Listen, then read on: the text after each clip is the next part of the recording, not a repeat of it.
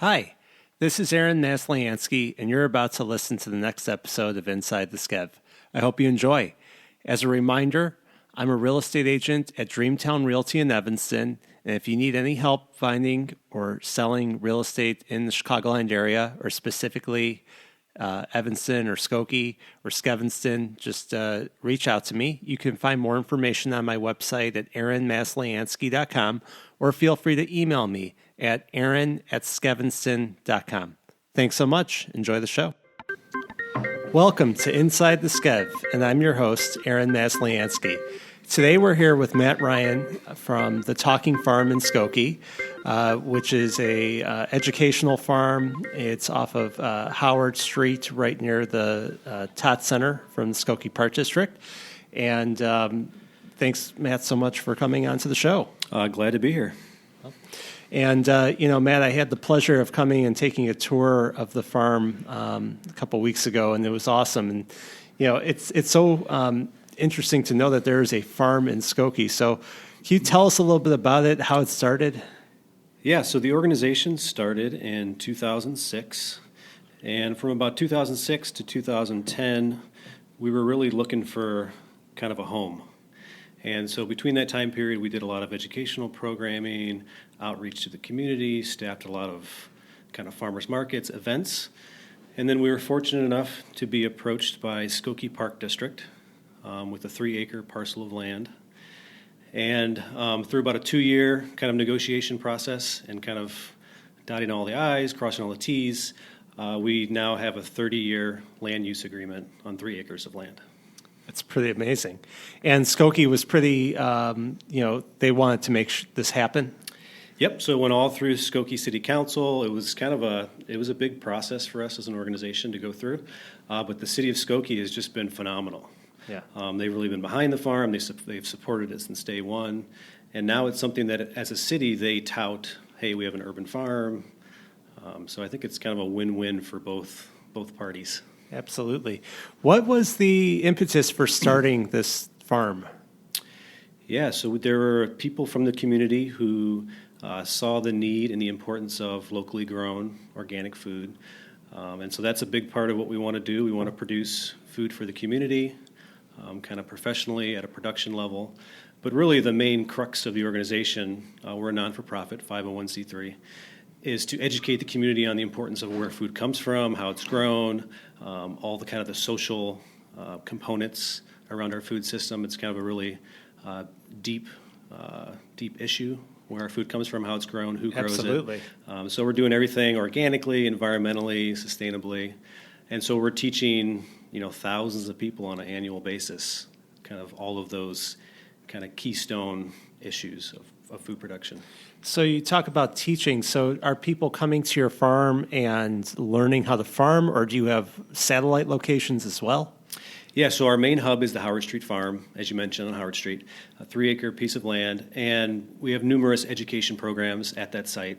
The biggest one is probably our internship program. So this year we'll have 15 interns, mostly from universities, Northwestern, DePaul, Loyola, CLC, Oakton.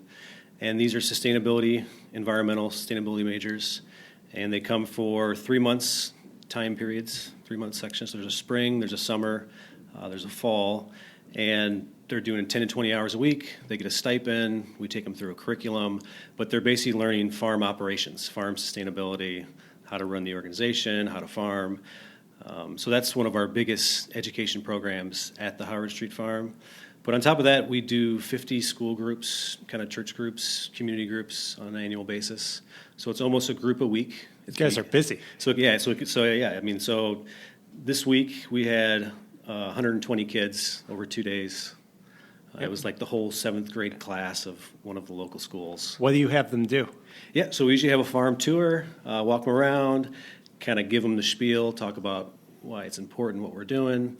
And then there's usually some sort of hands-on activity. So I think these guys in particular were learning about composting. So they learned about how to compost. They're flipping the compost bins. Yeah. So really kind of hands-on. Sure. And you just do vegetables, right? And fruits and vegetables. Yeah, fruits and veg, no animals, no bees. Yeah. But the vegetables, it's keeping us plenty busy. So So from the Howard Street Farm, we have internship programs. We have the school groups that come. We also have open volunteer hours for the community. Oh, so really? Wednesday, Thursday, Friday, 9 to 1. You can just pop in as a volunteer. We'll kind of have you sign some waivers, and then we'll kind of put you to work on the farm. And so those are kind of the education programs from the Howard Street Farm. Now on a production level from the Howard Street Farm, we're selling to 10 different restaurants on a weekly basis. Wow. We're doing 2 farmers markets. We have a CSA. Which farmers markets? Yep. So farmers markets are Evanston and Skokie. Okay. So we do 2 Skokie markets a month and 1 Evanston. Yep. That's awesome. And the restaurants, are they all in the area also as well? Yep. So Evanston, Skokie, Chicago.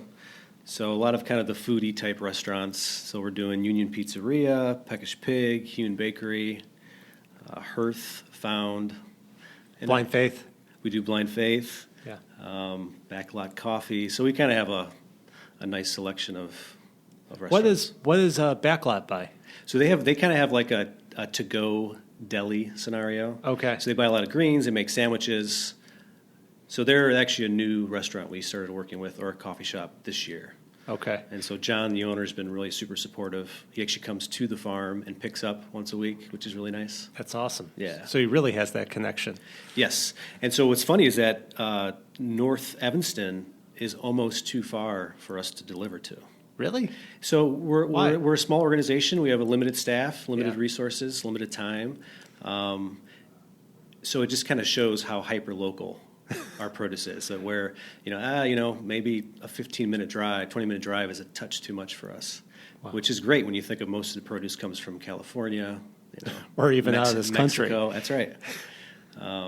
So it's a good problem for us to have, and the organization is still developing and growing. So currently, we're only planting on 50% of our land mass.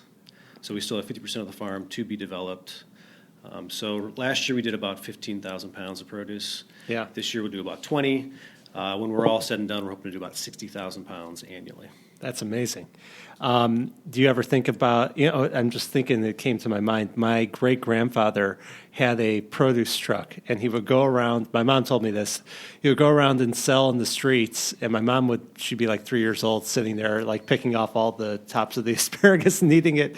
I mean, is that ever a thought to like go back to that, where you got the farm, and someone's going around and selling, neighbor by neighbor? I would probably say the farmers markets have taken that on. What's nice about the markets is you have already established clientele. So if you get there, there's already thousands of people waiting for you. Mm-hmm. Especially the Evanston market, that's just one of the most premier markets in all of Chicagoland. And the restaurants kind of act as that. So we load up our van and we deliver on Mondays or Tuesdays and Wednesdays. Yeah. And so the van is full and we make all our stops. And are you there at the farmers markets? Or is somebody else staffing that? Yep, so it's myself and the assistant manager. We kind of rotate. Mm-hmm. And then as part of the internship, we have all the interns work one market a month. And so that kind of rounds out their experience. They get to kind of interface with customers, tell people about their internship, talk to them about the vegetables they've grown. Yeah, really get into it fully. That's right. What got you into this? Really the social justice component of food. It was kind of a way for me to kind of give back to the community. And it was within my wheelhouse. Okay. So I spent a lot of time in the trades, carpentry, landscaping, worked for a roofing company. And so a lot of that kind of manual labor has transferred over kind of to farming. So I kind of reinvented myself, so to speak, and went back to school, got trained in agriculture, and haven't looked back since. So you enjoy it quite a bit. Yes, it's definitely a challenge, but there's enough kind of dynamic components to it that there's always something going on to keep you busy. What's your typical work day? I mean, are you up like with the crack of dawn, or because you think of like a farm where the farmer's out there, but you don't have animals, so it's a little different, I guess. Yeah, so at the farm we generally start with all the interns at 8 a.m. Mm-hmm. So I'm getting there about 7-ish to get everything set up for the day. And then, so in the mornings from about 8 to 1, we're at the Howard Street Farm, working with the interns, working with school groups. working with individual volunteers. And then in the afternoons, we transition to our satellite locations. Okay. So we have 3 different satellite locations throughout the community. Where are they, by the way? Yeah, so the biggest one is Evanston Township High School, and we've been working with those guys since about 2009. Currently, to date, we have about 50 raised beds in 2 different locations at the school. We grow about 4,000 pounds for the school cafeteria. Wow. So everything gets integrated into the cafeteria and used by the cafeteria, obviously. And then in the summer months, we actually do a CSA program. So we have a 25-member CSA that faculty and staff buy into. And can you explain what a CSA is? Yeah, so CSA is Community Supported Agriculture, and the easiest way to explain it is it's a subscription of vegetables. So you sign up for a period of time. In the high school's case, it's 10 weeks. Yeah. And for once a week, for 10 weeks, you get a box of produce from the garden. And what types of produce are you growing? So it's pretty similar at all locations. Lots of peppers, cucumbers, tomatoes, lots of leafy greens, arugula, mixed salad mix, kale, collards, Swiss chard, cucumbers, squash. I would say we grow about 40 different crops. Wow. And, when we were out at the tour, you were telling me you've already done a harvest, right? Yeah, so at the Howard Street Farm, we have these things called high tunnels or hoop houses. And they're big structures that are about 30 feet wide by 75 feet long, and they're covered in plastic. Yeah. And they allow you to extend the season. So in those, we plant at the end of February, and we can harvest until Christmas. Oh, wow. So we've already planted. We have 3 hoop houses. We've already planted and turned them over to the second crop already. Wow. So to date, this is end of May. Yeah. And we've probably harvested 700 pounds of baby greens, 300 pounds of radishes, 300 pounds of turnips. So we've been busy. No kidding. Yeah. No, it's pretty amazing. Is there anything else like it in the area that does stuff like what you do? Yeah, of course. Not so much on the north side. Okay. So we're kind of like the main representative on the north side. But in the city, throughout the city, there's lots of organizations doing this kind of stuff. A lot of times they're in neighborhoods, kind of food deserts. Yep. And a lot of times the organizations are associated with job training. And so they're taking folks who might have had a kind of a checkered work history or job past, and they're teaching them low-level skills to kind of transition them to employment. Sure. So Botanic Gardens is a big program, Growing Home, that kind of stuff. I think it's great. I mean, and there's a lot of work to be done there. So it's not just the plantings. I mean, how do you process the vegetables and get it out there so they're ready for market? Yeah. So washing and packaging is typically the bottleneck on the farm, and so we're always trying to get our practices more efficient. So we really want to educate and farm at high levels. So we're always having improvements on the farm. So this year, for instance, we now have, since we're doing about 100 to 150 pounds of baby greens a week, and that's a lot of greens to wash.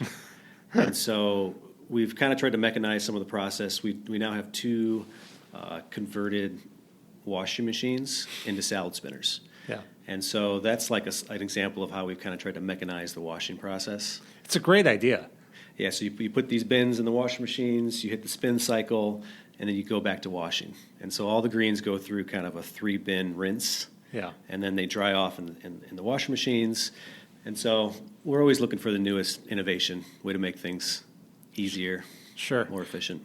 And, so part of that is you're able to get funds for that by selling the produce, and then you're a nonprofit, so you also accept donations, right? Yeah, of course. So we get some produce kind of offsets some of the costs for sure, which is there's kind of a sustainability component to that revenue stream is always going to be there. The education programs typically pay us something to do these programs. At this point, it's mostly those are just a pass through. They're basically just paying us. We pay our staff. Sure. And so individual donations are a big thing. We're always trying to receive more foundations, grants. We're starting to do corporate sponsorships now. Really? And so we have a number of corporate sponsorships that have already signed up in 2019. Cultivate, they're on Main Street. They're a flower shop, kind of a plant really nice kind of decorative artisan plants. And so they've signed up as a corporate sponsor. Greenwise, organic lawn care in Evanston. They're now a corporate sponsor for 2019. And then the last one is Service Master, and they're in Skokie, and they're also a corporate sponsor. And so there's different levels of sponsorship, from $1,000 a year to $25,000 a year. And so there's kind of a range. And then we ask people to kind of do monthly payments, quarterly payments, annual payments. And then with that, they get different perks for being a corporate sponsor, recognition, kind of naming rights. But really, we're looking to have partners throughout the community. Yeah, no, I think that's great, because then everyone takes ownership of it. And and depending on what level you come in at, and then if you break it up by 12 payments for the year, a lot of these sponsorships really aren't at that high of a level. So, $200 a month for 12 months gives us almost, $2,500. And if we get enough of those lined up, we can kind of project for the next year. Oh, that's awesome. Yeah, and then, I think it's just they're being able to be good corporate stewards and helping the environment and helping the community by eating. I mean, such a basic, fundamental thing. Yeah, so the corporate sponsors obviously are kind of sold on the mission. Yeah, and so they believe in the mission. They believe in what we're doing as a non-for-profit. But we have a board of directors that's a working board. Yeah, and so we have a whole fundraising committee that spends their time kind of doing outreach, grant writing, that kind of stuff. Who are some of these board members? I mean, and what types of companies are they part of? It's kind of the whole gamut. Yeah. It's really a lot of working professionals, lawyers, accountants. It's a pretty kind of high-powered board, so to speak. And they all bring their own skill sets, and they all kind of find their niches to work and kind of fill the void, so to speak, and what needs to be done as an organization. Sure. Have they been, most of them been involved for several years already? Oh, yeah. So our board president, I want to say she's been here 10-plus years. Okay. And so we have a lot of people that have been around. One board member in particular has been around longer than me. So we have new board members always roll on and some roll off, but we've had some continuity with board members over the years. That's great. I think it's so important. And, it's like you even have partners with the Village of Skokie, I would feel like, is a partner too, because it's on their land as well. Yeah, one of the things we're proud of is that we have so many partnerships. Yeah. I think we counted them up last year, and we have 12 kind of annual revolving partnerships with just different entities throughout the community that we do education with. Yeah. That doesn't count the 50 groups that come to the farm on an annual basis. Those are kind of 12 established entities that have continual educational programming around. Yeah. So as a not-for-profit, we have to, we need partners. We need people who can believe in the mission and support us. Absolutely. And so, yep. And then you have some events also at the farm, right? Yep, we have a lot of events. This year we're doing 4 farm-to-table dinners. And so it's about 50, 60 people that show up on the farm. We sell tickets. It's about $150 a person. Mm-hmm. It's a 4-course meal. It's in partnership with one of our restaurants. So we bring one of their head chefs out, and they do kind of a gourmet meal, appetizers, main course, dessert, kind of the whole spiel. There's usually a wine or a beer. And it's right in the farm. It's one long, giant kind of community table. Yeah. We do start with a farm tour. It's a really good way to support the farm and also get just a really high-quality meal. Mm-hmm. And so we're doing 4 of those, June, July, August, September. And then in October, we do a big annual end-of-the-season party. It's called the Hullabaloo. Okay. And we have about 300 to 500 people come to that. And that's really kind of your family fun event. There's live music. There's usually our partners bring free food. In the years past, Union Pizzeria's brought their food truck, give away free pizza. Hewn Bakery's given donations of pastries, live music, games for the kids. So we have all of our interns create all of these kid games and then staff it. And so it's just one of the most fun events we have. Kids are running all over the farm. The farm is wide open for people to explore. We do farm tours. We usually have a local guy who makes soft cider from apples, and he's got this old school cider press. Oh my god! So the kids throw in apples and they spin it up, and then they get to drink the cider right on site. It's just a real fun kind of fresh. Yeah, it's kind of a real good feel good good event for us. Sketchbook Brewery usually has a beer for us that you can buy a little kind of beer ticket for. That's awesome. Yeah, it's a good event. When in October is that? You have to check our website. Okay. I want to say it's the second Saturday in October. Okay. But that's not to be missed. That's a good event. Yeah, it sounds awesome. The farm dinners are also, if you have the wherewithal, I'd highly recommend the farm dinners. Do you have like a campfire and everything going too at that time? At both of those events, typically we do. Awesome. So we usually end the farm dinners with like s'mores around the fire or some sort of dessert. And same thing with the hullabaloo. Kids are roasting marshmallows. Yeah. It's fun. I mean, there's something really, I think, fundamental about food. And, a lot of people that had onto this podcast, it's about community building. And, it's just something that bonds everybody, no matter who you are. And I think that's so important to be connected with the land and knowing where it's coming from. I mean, that's the basic element of it. I imagine that's where a lot of, the people that have been involved in the Talking Farm, why you're so passionate about it, right?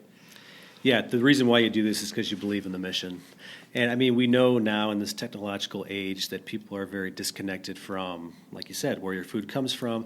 But folks are disconnected from getting their hands dirty, from harvesting, from planting, weeding. So we get all these school kids out to the farm, and they're looking at bugs, flipping compost bins, tasting stuff, planting. So in a lot of ways, it's kind of countercultural, so to speak, in this technological age. But I think people are missing that. They're missing that from their lives. And so that's one of the things we're trying to educate people on. That's awesome. Where do you see the future of the Talking Farm going? I mean, more locations, bigger, animals on it? What do you think? Yeah, it's a good question. So we're still very much in a developmental phase. Yeah. We're only 50% built out at our current location. Yeah. We actually have more people wanting us to do programs than we have capacity. And so the board of directors are really the ones that are kind of shaping the vision in the future. Mm-hmm. And so we're kind of projecting out what it might look like in years to come, but they're kind of really at the helm of figuring out what kind of can be. But just kind of simply put, it's probably going to be kind of more of the same, so to speak. It's just going to be more in-depth programs. The farm's going to be more operational. You'll have more school groups. The education programs will become just kind of deeper and more enriched and more, Okay. No, that makes sense. I mean, it's all about education and the mission. It's not necessarily, I mean, it is to produce a lot of food, but it's not all about that. Yeah, we're trying to do both really well. Yeah. So we want to educate at a high level, but then we also want to grow production and vegetables at a high level. And we think they both go hand in hand. Mm-hmm. So as we educate, we want to make sure we're educating from a place of competency and professionalism, not just only educating. So we want to do both. And that's a value to the community.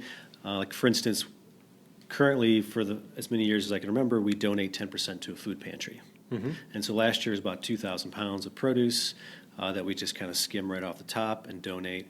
But as the farm gets more operational and we start growing 60,000 pounds annually, that goes to, that's 6,000 pounds to a food pantry. But then all that produce that we grow goes to all the different restaurants, and the community members are actually eating the produce. Mm-hmm. And so we know that the closer you eat produce, the time that it was harvested is when the produce has the most nutritional value.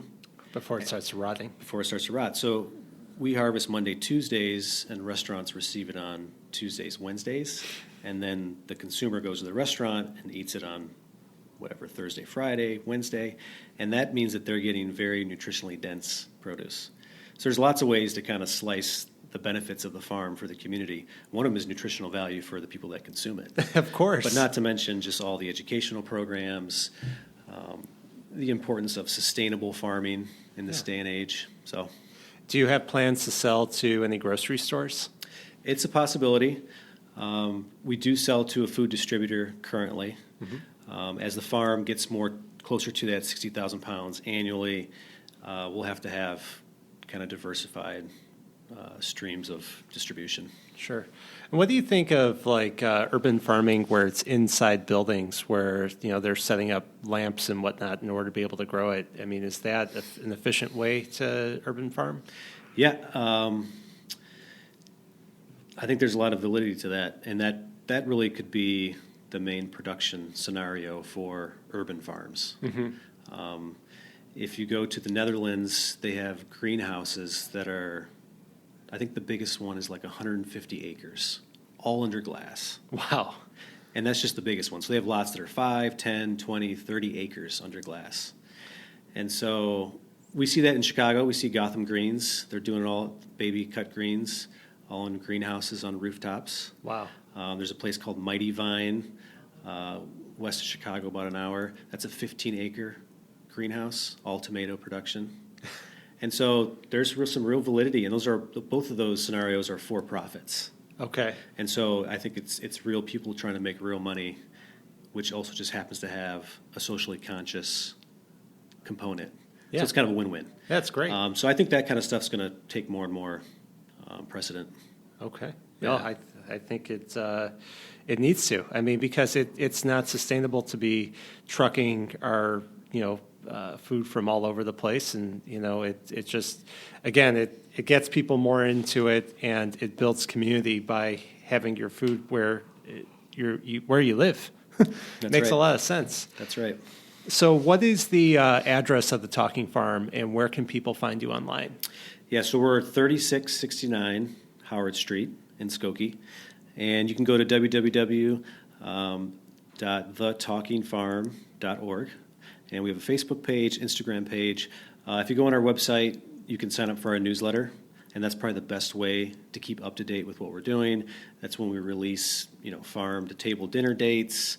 That's where we release farmers market dates, the Hullabaloo end of the year party, and you just kind of get to see all the things that we're doing as an organization. So we usually highlight key things of that month. We send the newsletter out about once a month. Mm-hmm. And so I need to sign up. Yeah, you got to sign up. That's the best way to keep up to date. You can just kind of skim over it and stay up to date. Yeah. No, that's awesome.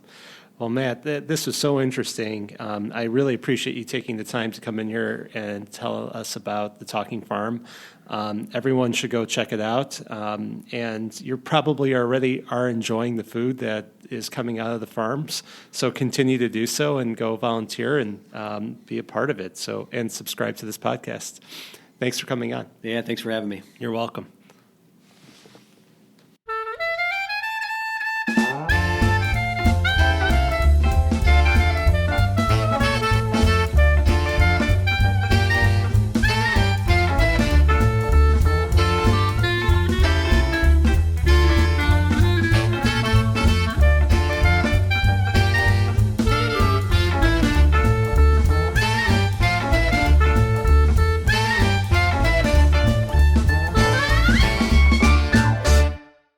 Hi, thanks so much for listening to this latest episode of Inside the Skev. Hope you enjoyed it. And just a reminder, if you're looking to buy or sell real estate in the Chicagoland area, specifically in Skokie or Evanston or Skevinston, go to my website at aaronmasliansky.com or feel free to reach out to me at aaron@skevinston.com. And don't forget to subscribe and tell all your friends about it. Thanks so much.